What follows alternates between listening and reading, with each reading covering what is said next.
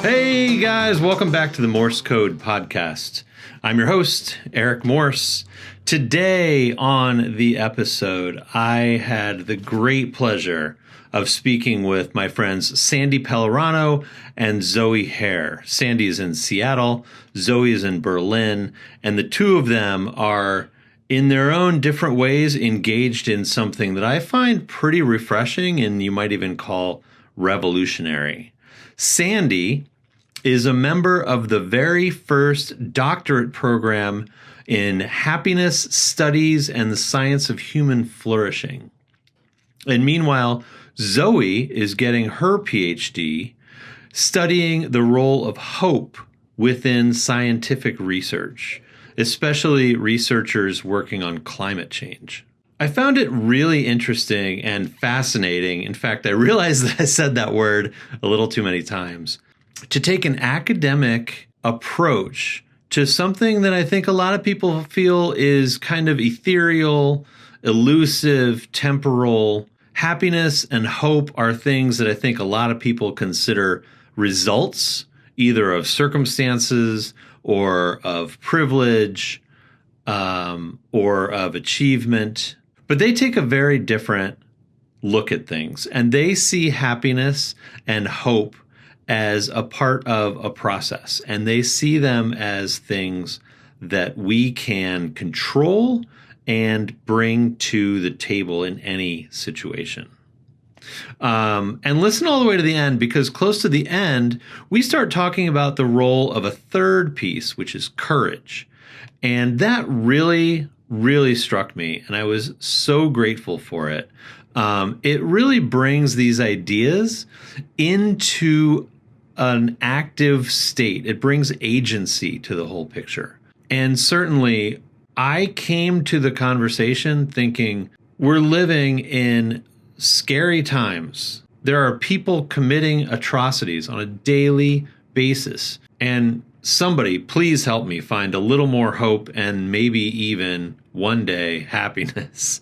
But when the idea of courage came up as sort of a turning point, it brought it all into focus for me. And when you think about the atrocities, the courage that people out there are showing is really, really incredible, really, really inspiring. And it turns the tables on all of it, which gives me a little hope. All right, guys, I hope you enjoy this conversation. As I said, I think it's really inspiring, and I'm going to say it again, pretty fascinating. Enjoy Sandy Pellerano and Zoe Herr. So I have been, as I think you both know, really excited to speak with both of you, especially as I, on a personal level, have really struggled with what I'm just calling the horrors.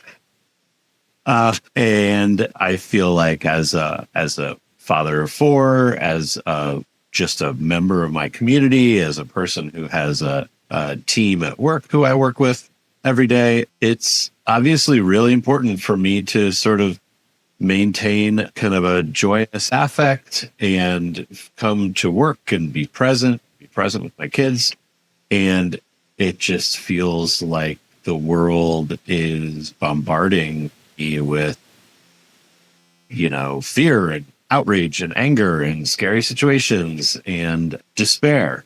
So to be able to speak with both of you who, like many of people, are kind of engaged in, you might say, counteracting that, or at least sort of understanding maybe on an individual level how someone can find a positive state of mind or find happiness or find hope.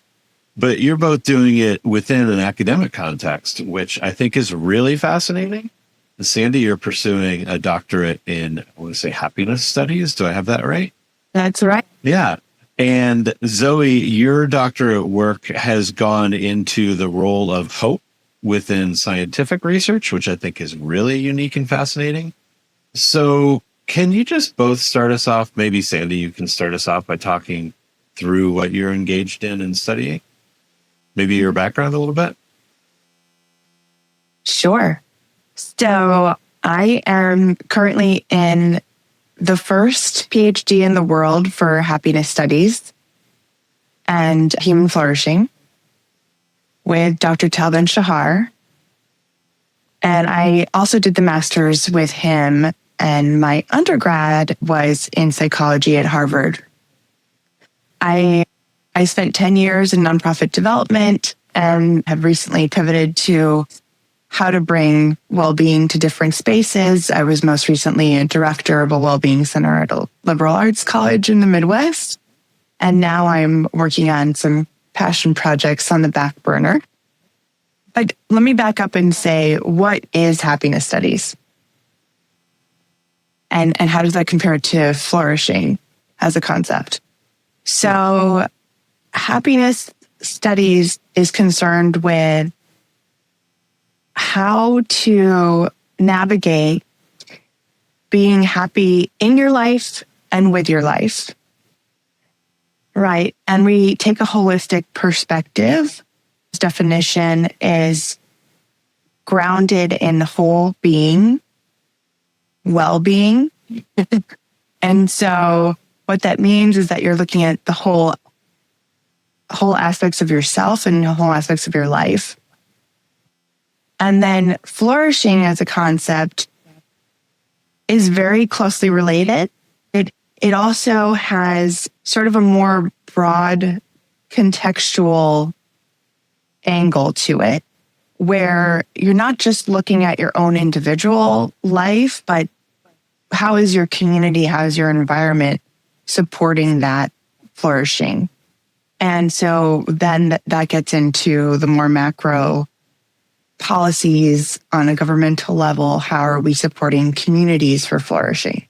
Fascinating. I feel like I imagine it touches on a bunch of different disciplines, right? From psychology, human psychology, and then you could even get into sociology and anthropology. It's fascinating. It is interdisciplinary, yes. We touch on, of course, positive psychology and neuroscience, but also philosophy and what does literature have to say, and economics, and just a lot of focus on education and how we can bring this into classrooms, all ages. There are implications for corporate well-being, of course, and workplace well-being. But the possibilities of what you could do with the field is pretty endless in my mind. Even just how do you design a space, whether it's a urban planning or architecturally a building, how do you create more community spaces in a building or in your own house? What is supporting your well-being in your house? You know, you could get into neuroaesthetics. So there's a wide range. It's so all-encompassing that you can go down too many rabbit trails. You kind of have to go back to your why in this field. That's fascinating. As you were talking, it began to dawn on me, and maybe this is a pretty well, what's the word? I don't know, obvious or naive realization, but you mentioned being interdisciplinary, and I was thinking about everything from behavioral economics to philosophy, psychology, urban planning. Like, isn't the point of almost every pursuit, whether it's artistic, academic, scientific, isn't it what underlies it or what motivates people to get into it? Isn't it happiness and flourishing, right? And it's interesting that for as long as people have been engaged in academia, they've sort of like narrowed in on, I want to understand this one thing and I have my reasons for understanding this one thing. But it's taken until now to broaden it out and say, let's bring everything together and talk about how it affects the individual and the individual's, relationship to their world. It's fascinating. Exactly. Yeah, you hit the nail on the head. If you keep asking the why questions, eventually you'll get to everyone just wants to be happier. Yeah. Okay. Before I ask you how we do that, Zoe, can you talk a little bit about your study and what kind of led you in the direction of hope, and how, whether that was a change or a pivot for you, or how it's been for you? For sure. First of all, it's just so cool to listen to you, Sandy, and being in the very first PhD program that focuses on that is so interesting. And it really, there is a intersection here with my research as well. Yeah, so I am doing a PhD in anthropology, and my PhD is also interdisciplinary in that it sits in the environmental humanities, in anthropology, in sociology, and in future studies. And I'm looking at the role that hope has in ecological crisis. And I have been taking the lens of looking specifically about, or specifically on how polar researchers define hope, navigate hope, sideline hope, and use it in their research and their communication and their publishing and their personal lives. And polar researchers matter specifically because they are kind of at the front lines of the research that we use today in projecting climate change statistics or understanding how the world around us is going to change or is changing currently. And it's really just a few hundred people, so it's kind of an interesting data set. And part of my approach to this was coming with an established hope framework that I'm kind of proving in the field currently in my doctorate. And this hope framework seeks to figure out how we can understand hope as a bidirectional element that is not necessary to name. So how can I speak with other people about hope without asking for hope? And one reason for this is that when you ask people about hope, that a lot of people kind of dismiss it. It's a really saturated word right now in pop culture. So I'm sure both of you have seen this all over. It's always kind of the dichotomy between hope and fear when it comes to the future or certain crises or how we respond to things. It's always like hope or fear, hope or fear. And I wanted to find out, is hope really necessary in our collective survival? And if yes, how do we communicate it better? How do we find it? And so I kind of was on the lookout for different elements that I call the ingredients or the ladder qualities to hope that create the environment in which hope can exist or be maintained or be activated. And one of those is meaning. And meaning and happiness are really closely linked, at least in the research that I have so far. And I'm sure you've found that as well, Sandy. Though what I found is interesting is that and happiness aren't always present at the same time. So someone can feel meaningful but be unhappy. But it seems like, we aren't able to survive without a sense of meaning.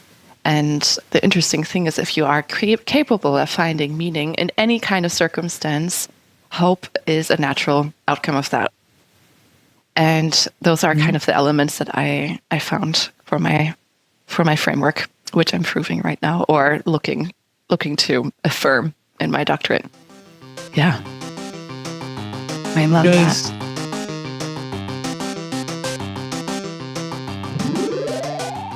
I think some people might ask, a cynical person might ask, whether bringing hope to the table when doing research on an ecological crisis affects the findings or the results or the interpretation of that, and whether it affects the researcher's objectivity. And what's your take on that? Maybe affecting objectivity is good. I don't know. What's your thought about that? I'm curious also what Sandy would have to say about this, but I think generally this question comes from the preconceived idea that there is an objective reality and that there are technosciences or the natural sciences that produce objective results and facts. And even that, I would say, in today's academic discourse is highly contentious. And I wouldn't say that there is ever any objective fact that we can discover. There's always interpretive quality in all science that we do. But one interesting thing, there's there's a Japanese hope researcher. He is also an anthropologist called Hirokatsu Miyazaki, and he speaks about hope as a method within research. So it's a quality that you bring to how you research. And he's done this research now for 20 years, and he says basically that hope shouldn't be the object that we study, but the approach to how we study things, which I also thought is a really interesting take, because he basically says exactly what you say if you bring it to the table, you also encourage it to exist. But that's the same. If you try to bring objectivity, you will bring a certain type of affect, and they will also reproduce. So I think there is no way to ensure kind of objectivity in this kind of research. And I don't know, what do you think about this, Sandy? Oh, well, I mean, you hit the nail on the head. There is no way to remove the researcher from the research. And I think the kind of scientism craze that we have nowadays, where everything has to be so neatly in a box that we have categorized, and we know that this particular thing is the lever for this particular thing.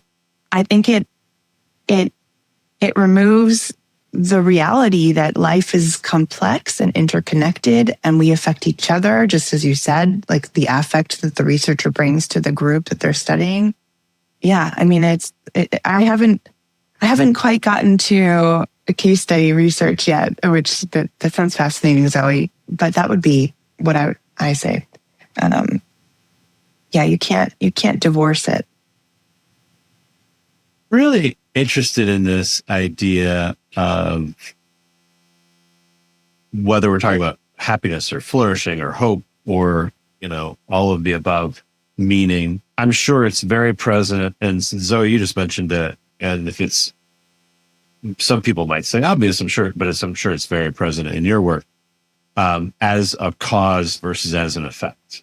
And a lot of people want to be happier. A lot of people want to find hope. A lot of people want that to be an effect of a journey, whether it's like self-improvement or whatever.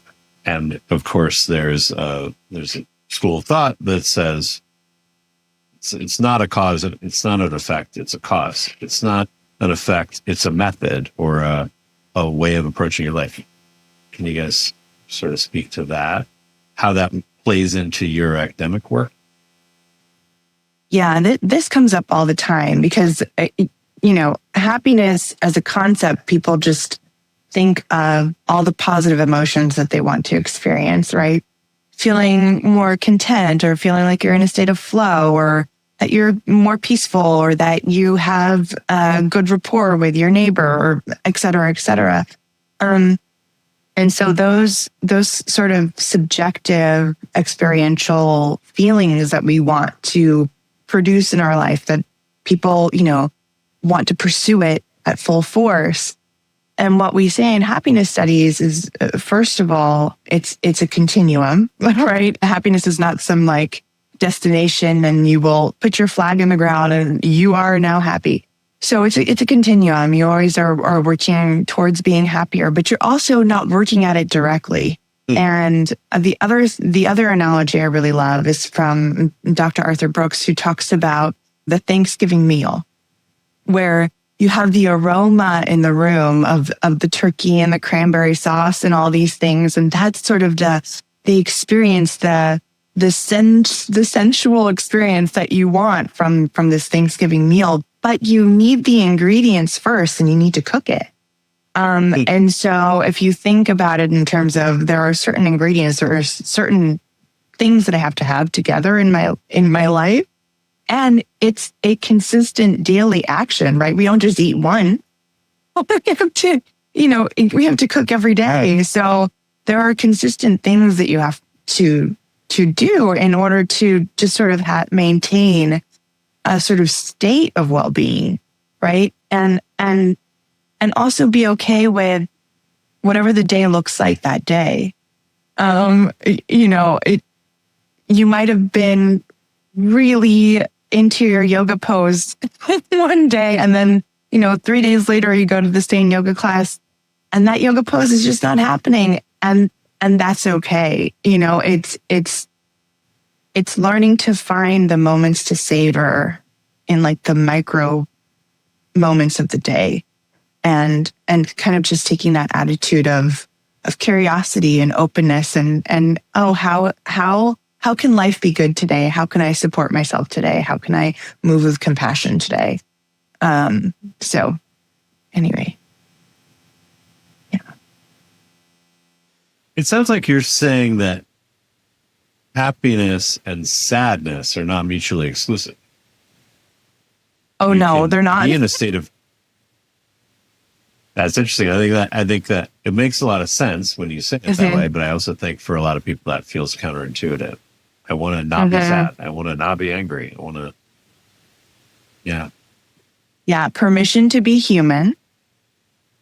And you need to be able to fully accept and experience the full range of human emotion in order to let those emotions move through you, to tell you what they need to tell you for that day or for that moment. And just have a general stance of compassion towards yourself and towards others. And believe, like, if you don't resist the negative, icky emotion that you don't want to feel, and you look at it and you pay attention to it and you accept it and you don't judge yourself for it, you actually find that you can move through it a lot quicker than you would think, instead of trying to kind of push it to the back corners of your mind and kind of just, it could turn into rumination and all these other things, rather than just, I have agency with these emotions and I can allow them to pass through me and learn from it. And afterwards, I can ask myself a question on how can I support myself better if this situation came up again. So, how does that resonate with your work, Zoe? I think that it might be tempting for some people to hear what Sandy just said and think, well, hope is a narrower sort of band, or, is more specifically positive emotion. I don't know. But does that resonate with you? Do you feel like that enters into what you've been studying? Yeah, 100%. I was just thinking about what you said before, that happiness and sadness aren't mutually exclusive. And I would say that that's the same with hope. There are really interesting studies that kind of show that in order to maintain hope, you also keep going through cycles of hopelessness. But the fact that you have hope keeps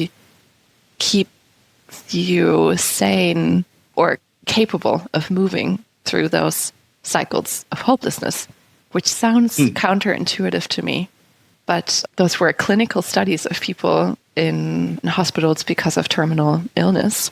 And I thought those studies were just so interesting to read. Another thing that I wanted to add to this is that I think that we love to label things because they give us clarity. Labels kind of provide us with a sense of direction. And I think that we underestimate the power of that sometimes, and how easy, for example, hopelessness is in a given situation. Like, we tend to outsource our hope to politics or to other people or to circumstances, because when we have an answer to something and we're just like, oh, this is just overwhelming, so therefore this is hopeless, that also means you don't have to do anything because you already have the answer. And if there is hope, there's also the necessity to face the mess, to keep searching for new answers, to keep searching for new approaches, to stand up and do something, be it in your own life, be it in politics, be it in any kind of circumstance that feels messy. Because I think hopelessness gives us a sense of answer. It's like, okay, we have the answer. There's nothing to be done. This is just totally hopeless. And I find this a lot in climate change narratives, that there's just this almost wish that we find out, okay, it's too late. We have come up to the 1.5 goal and it keeps climbing up, and therefore we can just lean back and go and have a great time, and there's nothing to feel guilty about. Or I don't know, it really cleans up an emotional complexity that we need to face all the time. And I really love how you talk about that, Sandy, that what does it mean to really just accept how things are and to not resist it and fight it and accept it. And as soon as you accept it, actually everything comes down and there's a capacity to like find a new way. But the fact remains in my research that if you maintain hope, it typically requires complex, hard, almost hopeless situations in order to even make sense. Hope requires hopelessness in a very strange way. Yeah. Really glad you said that. There's something that I've been struggling with for a while, and I go round and around with my therapists and every, my spiritual practice between, well, Sandy's quite a bit of what you said made me think about mindfulness and the things that I've been sort of trying to learn and lean into, in terms of acceptance and mindfulness, things like that. At the same time, I was raised with this real ethic of if it is to be, it is up to me. If you don't like it, change it. And frankly, I think we can get into this topic, or we can move into this topic a little bit later, but I think that it also has been engendered by my faith. And you guys might have some thoughts about that. But, and so I've been, the hopelessness really comes in for me when I feel like there's nothing I can do to change it. And at the same time, I also feel like there's certain, as you're saying, Zoe, a certain agency in feeling like, okay, so, I have a role to play. I have a responsibility. I can take these steps. I ran for office in 2024, and people are trying to talk me into running for office again in 2026. But it takes its toll on me psychically, psychologically, emotionally, logistically. And I have been able to find a lot more peace just within myself individually by disengaging. But at the same time, I feel that I and each of us have a responsibility to do our part. And so I'd be interested in hearing what your guys' take is on that in the mindfulness version of happiness, as well as the action version of hope. There was so much there. Yeah, I know, me too. Yeah. Oh my goodness. No, there were many layers to that, Eric. I'm sorry. Thank you. No, that's great. It makes for a rich conversation. So of course, I immediately thought of the mindfulness, meaning, and resilience class that I took with Dr. Chris Berlin at Harvard Divinity School. And a lot of what we studied and learned in that class had to do with some of what I was discussing about the acceptance of emotions and allowing that to move through you, but also some of what Zoe had talked about. What is the meaning that you're attributing to the experience? If there was, some sort of trigger or some sort of adverse circumstance, how are you defining yourself in relation to the thing? And how are you defining your life in relation to the thing? And so, being able to use the sort of tools of mindfulness and meditation to be able to kind of take a step back and be a little bit more metacognitive about it and re-identify yourself with the observer and not the person experiencing the thing in the middle of the thing. And then that act alone of sort of zooming out and removing yourself and being the observer and then coming back to it and asking yourself different questions to assign different meaning and create a different story around it, that in and of itself moves you to a place of more resilience. I also took a different psychology of resilience class, and a lot of what that class taught me in particular at that time, I remember coming away with, you need to have a sense of agency over your life and not acquiesce to victimization. And yes, terrible things could happen in the world or to you. There is still a space in which you can respond. And I know that's really heavy and it can be really hard to hear, especially if you're in the middle of something heavy. But there's still a space in which you can respond. And the other piece of what I learned in that class is there are coping mechanisms that people sort of tend to go to that are kind of more emotionally comforting. And those are okay for a while, but eventually you do need to go to a more problem-solving space where you're actually dealing with that situation or whatever the obstacle is, and you're deciding, I'm going to move through this differently. Easier said than done, right? But I remember those two classes, the meaning and the agency that they do go together, as you were talking about, Zoe, which also reminds me, I'm just going to throw this in here now. Last year, I was at the World Happiness Summit in Miami, and the keynote speaker was Arthur Brooks, coming up again in conversation. And one of his main points in that keynote was that, now I'm forgetting the timeline exactly, but in the last, I want to say, decade or two, there has been a decline in a sense of meaning and purpose in the United States. And at the same time, there's also been a rise in, of course, the use of technology and more distraction and less boredom. And he was making the correlation between giving yourself the space and time to think and to just be and to be bored and to let that space that you create in your life bring up the bigger questions that you're avoiding, the ones that make you think about meaning, the ones that are contemplative, which harkens back to the spirituality that you were talking about, Eric. I think spirituality for a lot of people and mindfulness in particular, it's the space that we create within ourselves to allow ourselves to process and allow ourselves to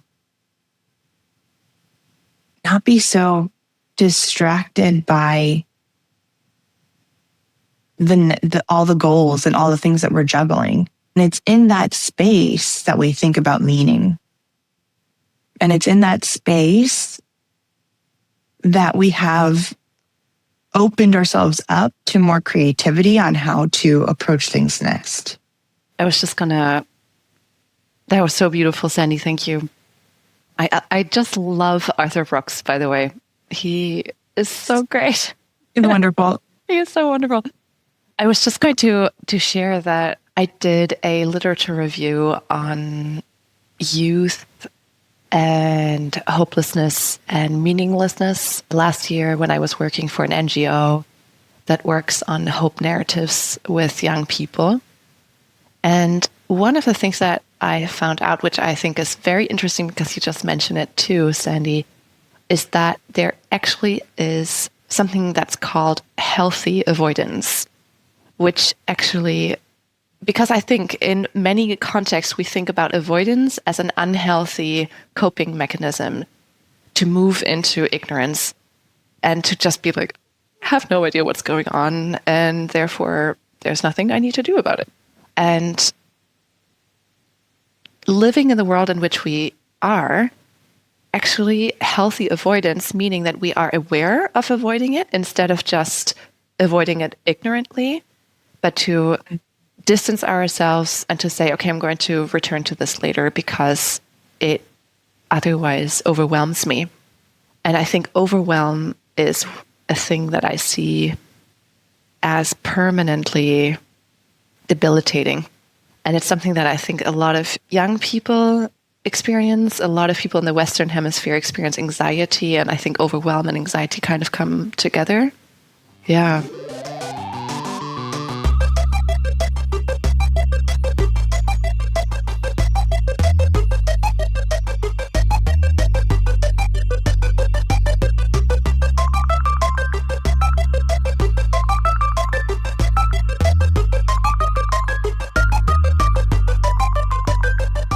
So often when we feel stuck and when we feel hopeless, I think that we are maybe afraid to feel the actual feeling that is in the way. And that in order to not feel this, we create stories, we create clarity feelings, like hopelessness is a clarity feeling. It's just like, oh, it's a simple answer. Despair is similar, in order not to move through an emotion that we think is going to rip us apart. And in many ways, I think what we need so much more in our educational system and in our lives is learning how to be internally resourced to handle and move through those emotions and realize, oh, this is not going to absolutely take me apart, but it's going to be extremely uncomfortable for a short amount of time. And then there is a sense of calmness and the capacity to feel creative. I think because Sandy, you also mentioned creativity, and I think this is something so essential to our well-being, that we can creatively approach complexity or difficulty in our lives. And actually, creativity is essential and natural to us when we feel calm and when we feel open. But so often we try to force it or create it out of a sense of lack, because actually there's something in the way we need to feel first. Yeah. So I think also what you were sharing, your story, because I also hear it a lot from people that ask me, how do you find hope in this time? And in many ways, I think before we even ask this question, maybe we need to grieve whatever we thought it should be. The world that we thought would be possible, that isn't. And to arrive at a sense of acceptance, and then, like, a lot of the research also that I've done is like the false hopes first need to die in order for the true hope to flourish. And the false hope, I think, is a sense of what we think it should be it politically, the world, climate, how society is organized, or how our life has panned out. And then pivoting and letting that die in a way, those false hopes for those new hopes to flourish. Yeah, it sounds kind of drastic, but I honestly think that's kind of how it always goes. I don't know. And I hear that from what you're saying too, Sandy. It's the path, maybe? The other thing that I keep thinking about is bringing things back to local community. So say there is something huge happening in the world or in your government nationally, and you feel helpless, which is tied to the hopelessness thing that we're talking about. I mean, I think, yeah, absolutely let yourself experience the grief or whatever it is you're feeling, and also ask yourself, what is it that you think is missing or lacking? What is the gap that you would like to see closed? And then can you bring even just a little slice of that to somewhere around you? And get involved in a community center or a church group or something that allows you to at least see in your community that quality that you want to see more globally. And I think that does a lot. And if you can, especially if you can get into some sort of volunteering where you're interacting with people you don't usually interact with, or even some strangers and having, good conversations with strangers, that's actually a known metric for moving happiness forward. And so, I'm not saying you should run or anything, Eric, but that getting involved locally, it really does help. Yeah. And I think about that a lot. And that's something that I wanted to ask you both about. But there's that story that I think about a lot, which is probably apocryphal, but someone was walking across the Golden Gate Bridge. He had just reached the end and he had decided that this was it. And he was going to jump.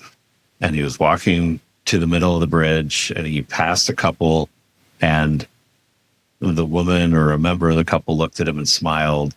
And like that moment of having a stranger smile at him, and he hadn't experienced that in however long.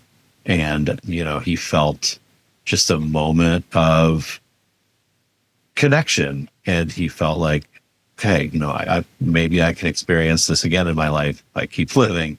And just those teeny, tiny little ripples, we all, of course, have experienced either in our lives or very close to our lives, the effects of generational trauma, which just ripples outward. And I think about, what can be changed if we can have a healthier relationship with a spouse or a child or whatever, or core memories that have really shaped us, either positively or negatively, that just come out of just a snapshot of a memory that happened in a couple seconds. Anyway, I think so much about that sort of butterfly effect. And at the same time, it's hard for me to feel like I can pat myself on the back for tipping a little extra when, there's people being shot on the streets just for exercising their race. So it's something that I wrestle with, and I really am interested. You touched on it a little bit, but I'm interested in how the actual work that you both are doing extends from or lives in a space of the individual as well as the community, and then maybe the global.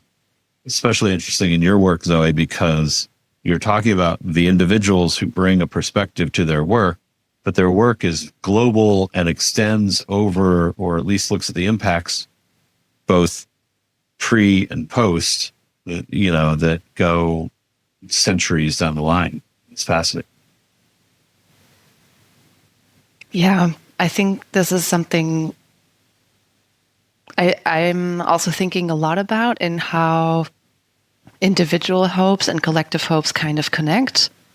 And I'm this is something that I don't have a full range of answers yet for, because I think that's one of the questions that I also hold in my research. I think that I was just thinking about, when you were speaking, just how powerful kindness is. And it's an interesting thing, because I just wanted to share a quick story. It doesn't fully relate to the question that you just asked, but because there's a huge amount of discussion in Germany about immigration, and I know the same is in the US. And when Afghanistan, in 2021, I think, when Afghanistan was released from the US involvement in this very crazy situation, do you guys remember, with Joe Biden? Oh, yeah. And he pulled out the US completely. And a bunch of... Were you here then? Were you in the States at the time?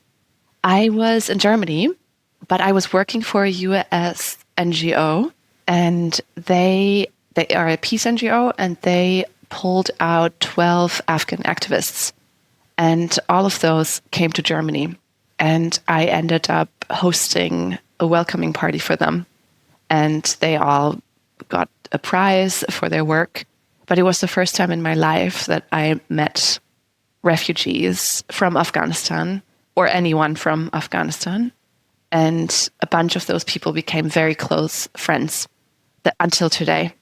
And it's interesting because it kind of changed me And it changed my entire family because we all started getting extremely involved in their lives and helping them take root in Germany and understanding how their lives are back in Afghanistan. Their families still stuck there. Just a bunch of different stuff. But what I noticed in me and every one of my friends and all of my family that interacted with them is that as soon as you meet one person from another country that is amazing, and you're just like, wow, they're amazing. You know, I don't know, all of those 12 people, we are all completely in love with them. I mean, they're the most selfless, beautiful, kind people. And it changes your perspective of the entire country. And it's so interesting how kindness, like those little moments of what you are also sharing, you know, the woman smiling at the guy and he decides not to jump. It's almost like you cross a bridge where we always put other people in labels and we're like, oh, people from that area are scary, or people from those countries are criminal, or I don't know, you know, and that actually knowing, like reaching out, being in a space where you have to interact with someone from a completely different space, we find that we're all the same ultimately. And it has such a ripple effect. I don't know, it changed my entire life and all of my family so much. And I think, I don't know if it totally relates, but I feel like, yes, we can say, okay, that one smile doesn't matter so much because there are people being shot on the street. But what if it does matter that much? What if only because we can't see the ultimate outcome of the ripple effect of that, it actually is what keeps our world still going today, and we just don't know it. I think another thing that I've often wondered is like, why do I even go to protests, you know? Because like they seem to never actually work and do anything. And at some point it dawned on me when I was at this women's march after Donald Trump was elected the first time. And it suddenly dawned on me that the galvanizing force of this demonstration and this protest was mostly for the people present. It's because you feel like there are other people that think like you, strangers that are also standing up. It creates like a force and a sense of, a sense of aliveness and collectiveness that we, I think, need in our lives.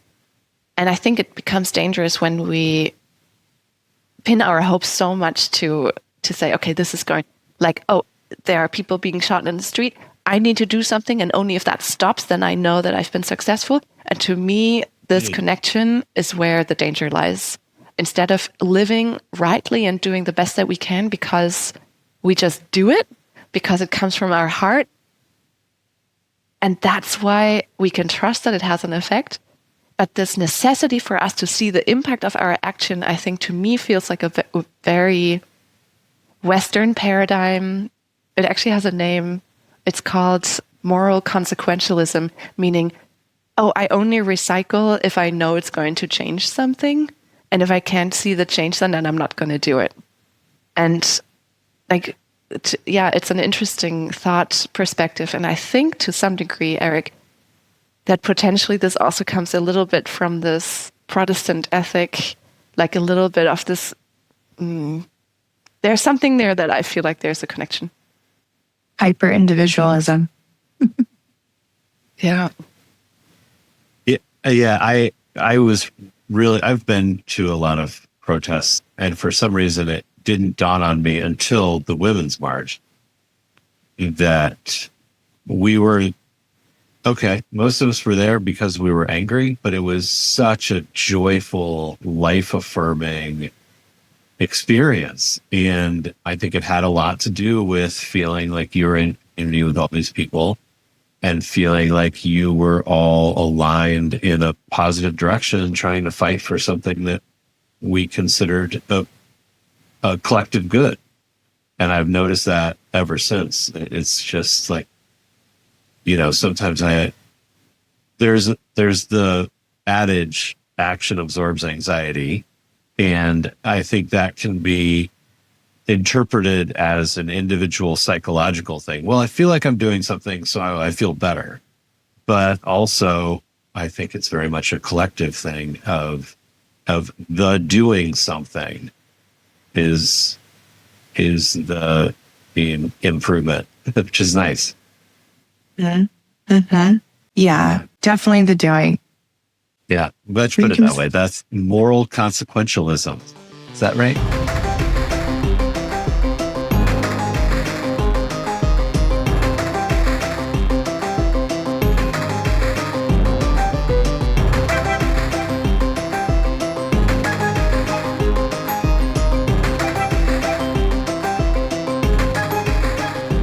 One thing that I want to ask is the role of faith in both of your endeavors. And generally speaking, spirituality and happiness studies are linked. In fact, it's kind of one of our pillars that we study. Tal Ben-Shahar's model is called SPIRE, starting with the S is spirituality. And I'll just say all of them just because I mentioned it. Spirituality, spiritual, physical, intellectual, relational, emotional. So those are, all the aspects that you would address in order to be happier in life. And spirituality and his model is about having a sense of meaning and purpose, and also being like mindfully present in the present moment. So that, just generally speaking, but I feel like you're asking me a personal question. And the role of faith and how I'm doing this doctorate, et cetera. It's a layered question. First of all, I grew up going to many different types of churches, so I have a very ecumenical background. Spirituality is part of everything I do, and it is sort of a quiet presence. This semester, we each picked a book that we're doing a deep dive into and sort of reading over and over again and reading slowly and making parallels to other works. And the book that I picked had to do with the different levels of consciousness and how it relates to your like cognitive affective state. And I feel like I'm having a experience just reading the book.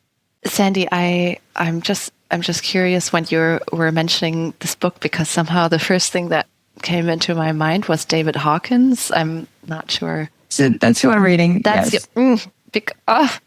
He changed my life. I had a spiritual experience reading Letting Go, The Pathway of Surrender. That's the one I'm reading. Oh, my Lord. I think I read it over 6 times already. Gosh, so funny. It's a complete recommendation to anyone who's listening. For sure. Yes. Tell me more about it. Let's have a book talk. That's true. Actually, we should have maybe a separate podcast just on. Yeah, just on that. Yeah, just on that. Really, I think really there's quickly, no way to condense it. Oh, yeah. That would be a task. Dr. David Hawkins is both an MD and PhD. He was a psychiatrist for many years in New York. And at one point he had a near-death experience and sort of harkened back to childhood experiences of deep spiritual encounters and decided to dedicate the latter half of his life to deepening his understanding of consciousness and sort of this oneness that he was feeling with the divine and with all of life. And then he took the sort of revelations that he gleaned from that and brought it back to his work in psychiatry and understanding the human experience. He did many, many things in his life. Part of it was being an advisor to monasteries and Buddhist monasteries and a whole range of things. He was interviewed by Oprah and Barbara Walters, The Today Show. He lectured at Harvard and et cetera. But he was known internationally in the latter half of his life as a spiritual teacher. And so he wrote this book, Letting Go. It's the 14th book or something like that he wrote. And it was the last book that he published before he passed, actually later that year. He wrote the book for the spiritual seekers who kept having the same questions on stumbling towards the path of finding sort of inner peace and enlightenment.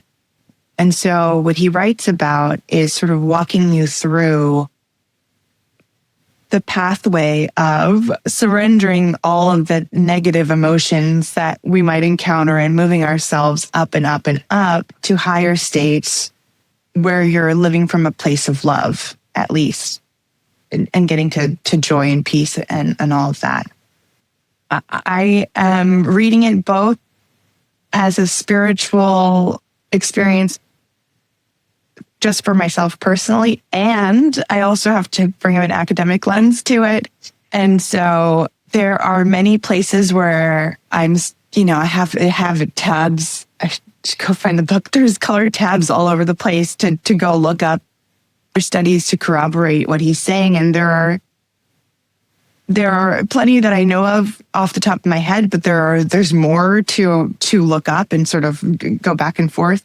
I know it's been criticized as being kind of pseudoscience in some pieces of it, but the cool thing about it is that he developed a way to read the different frequencies of emotional states. There's an electromagnetic field that we emit with a certain frequency when we're in a different emotional states, whether it's grief or anger or courage or love. And so there's a logarithmic scale that he developed. He calls it the map of consciousness. And so during the book, he's walking you through all the different emotions. How am I doing, Zoe?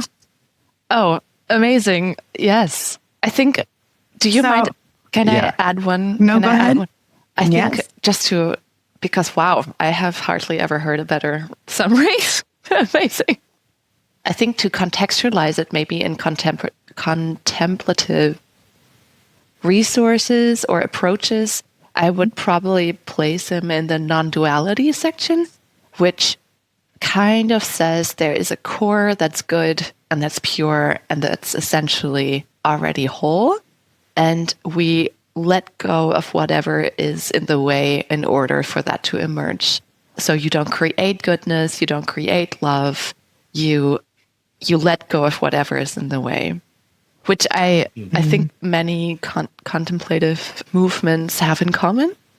And the other thing that I think is amazing about this book, because it's so suitable to academic context, because he writes it with kind of a scientific lens. Like he goes through the different states and basically comes to this whole object of surrender as a student himself. So he's like, okay, I'm going to try this out. So he keeps making experiments and sees how they pan out. And the entire book is basically his experiments with himself and his patients in the clinic that he works in as a psychotherapist. And they are just incredible. I think it's harder. It's because it's not him being a spiritual teacher and being like, this is the truth. It's him walking the path and you follow him in the book somehow. Do you feel that's true, Sandy? Yeah. Oh, absolutely. Yeah. And I appreciate all the little anecdotes throughout that sort of are very relatable experiences of anger or grief or shame or et cetera. And I also really appreciate how it's not totally linear, that you can jump back and forth within the scale in a certain range. Yeah. And the other thing I'll mention is that the sort of inflection point on his scale is the place of courage, which is sort of where you start finding agency and taking different action in your life. So this has been a thread of our conversation today. So that's a funny connection.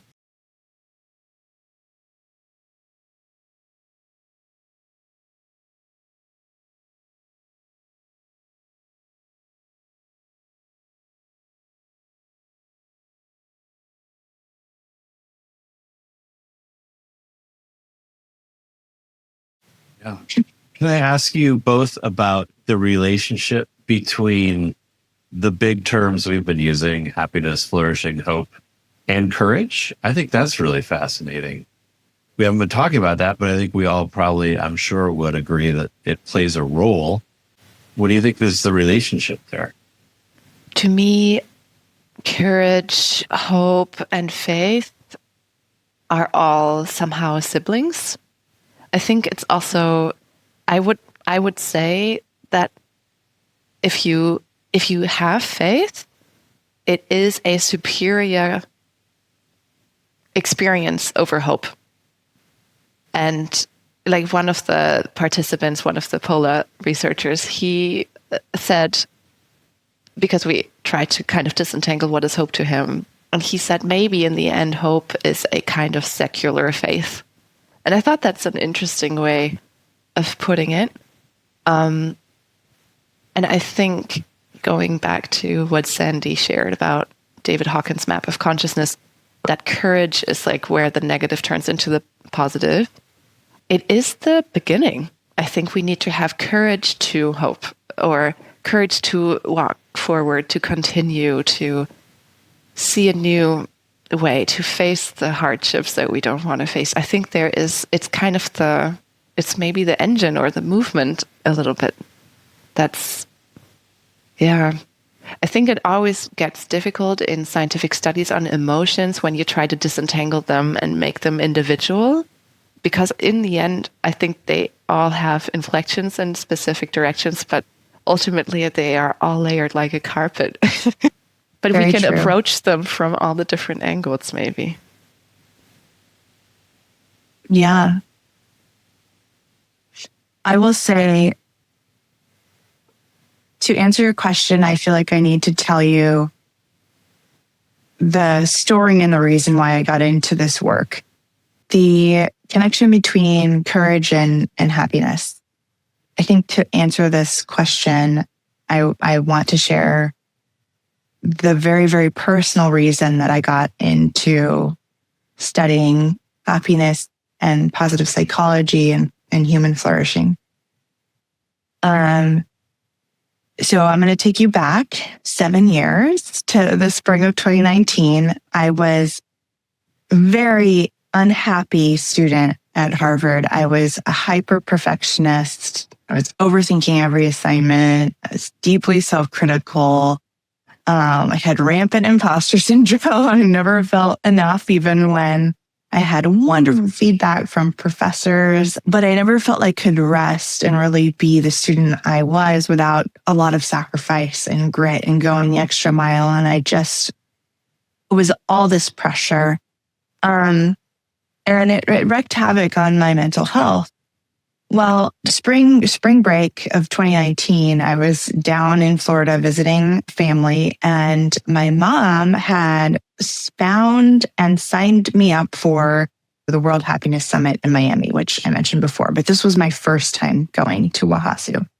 And the room was full of all of these positive psychology coaches and happiness practitioners and people who had dedicated their career to finding evidence-based strategies that work for improving your well-being. And, you have to understand, I was depressed, and I went to this conference, and I don't have any other way to describe it, but that it was almost a spiritually transformative experience. There was a moment in that conference where it literally felt like a lightning bolt struck the top of my head, and I just knew immediately that I could decide that I did not have to be depressed anymore, and that I could decide to make my life happier. And you hear this often about the choice for happiness, and that is, it's similar, but I'm talking about decision. Decision, if you go to the etymology, is that you cut off any other choice. And that is the only thing you're going forward with. And it really was like that. It was like it was going to be this, and that's it. And so I took notes voraciously in that conference. And for the latter part of that year, I took a lot of steps to turn my life around. I was studying international development at the time. I decided to switch over everything to psychology because I realized anytime I had ever studied psychology ever, I always retained that information much more, and I was much more fluent in it than anything in international development. And I focused on my strengths. I focused on being vulnerable with friends and telling them what was going on, and really prioritizing friendships. I mean, there was a whole gamut of things that I did. And the number one thing I can point to is learning self-compassion and turning that voice that was inside my head totally around and speaking to myself as I would a friend. And so, I did all these things. And by the beginning of 2020, COVID was about to hit. My mental health had totally done a 180. The depression was gone. The rumination was gone. The self-critical thoughts were gone. And not to say that I don't have moments where I notice where I could improve or do better, but just the relationship to myself had totally changed. And I will say I did also go to therapy. I found a therapist who was also trained in positive psychology, which was like kismet. So, did a certification and the master's, and now I'm in the doctoral program. But it was because I had experienced 14 years of just kind of living not so happy and really hard on myself and all these things. And so that is why I do what I do. So was it courageous to make that decision? Yeah, it was. It was denying that my life was going to look anything like the past 14 years had. And here I am, knowing that I can handle adversity that comes up, knowing that that even if there is a sort of sad thing that happens, that I have different questions that I can ask myself. I can assign different meaning to it. And I just know that I can handle life differently. So that, makes all the difference in the world. A big thank you to Sandy, Pellerano, and Zoe Herr. I could not be more grateful to have had that conversation with them. I walked away inspired and refreshed and rejuvenated, and I hope you did too. Stay tuned on the podcast, because over the next couple episodes, we're going to be delving into community with some really great and really interesting guests. And then after that, a month on creativity. Make sure you subscribe, send this to some friends. And here's to happiness, hope, and courage.